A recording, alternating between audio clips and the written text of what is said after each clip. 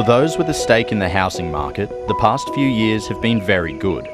Property owners have seen their biggest asset grow and grow, with Australian real estate some of the most expensive in the world.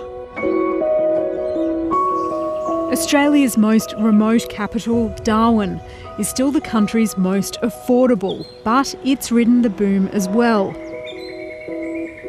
There are the property winners, and then there are those who've been left behind. And their dream of having a place to call their own remains just that. Here on the Arnhem Land coast, the Yolngu people's connection to country, family and ancestors is difficult to describe in words.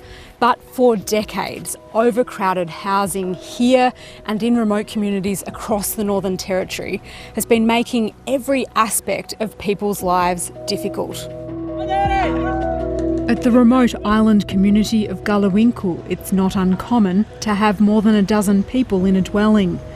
Najesda Dilipuma Putsana regards her living situation as luxury compared to others, but she shares a bedroom with her son. So my son's already been initiated, so culturally we shouldn't be sleeping in the same room. But unfortunately, because of our circumstances, we have to share a bedroom. We just want to be like any other Australian. We just want a place to call our home where we can lift our feet and have a cup of tea.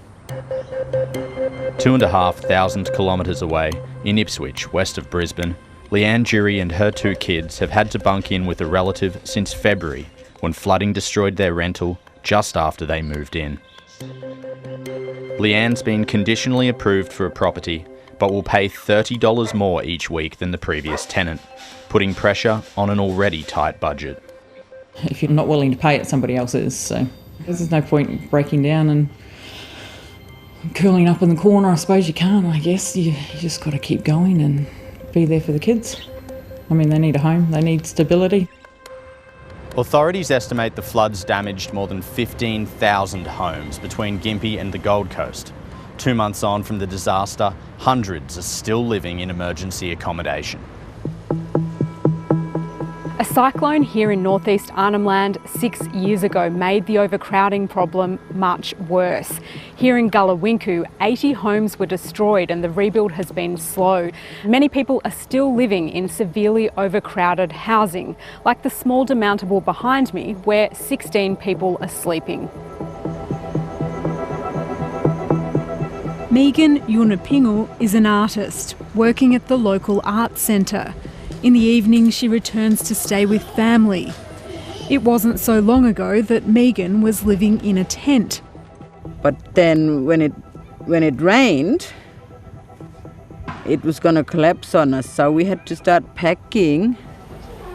The stress and instability is taking its toll, and Megan worries about how much sleep everyone's getting. And the children that need to sleep better at night so they can go to school in the morning feeling good about themselves and that they've had a good night's sleep. Danny Cox is worried about where she'll call home too.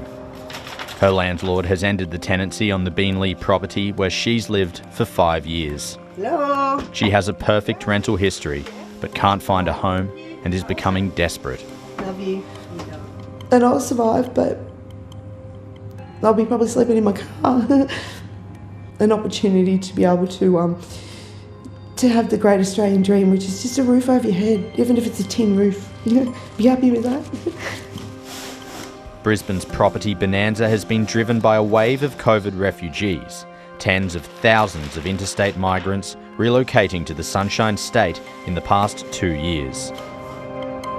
Rental vacancy rates have fallen to historic lows across most of the state, while the few properties that are available are more expensive than ever.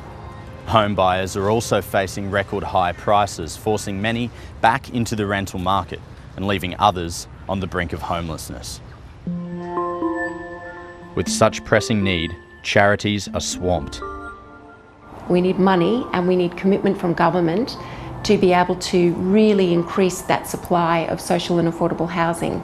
Because at the end of the day, we all only get one life and we're all here living our lives. And as far as I'm concerned, the kind of Australia that I want to see is one where every single person has a roof over their heads. It can be done better, but people just don't want to make the effort. And because we're out and remote, we're out of sight, we're out of mind.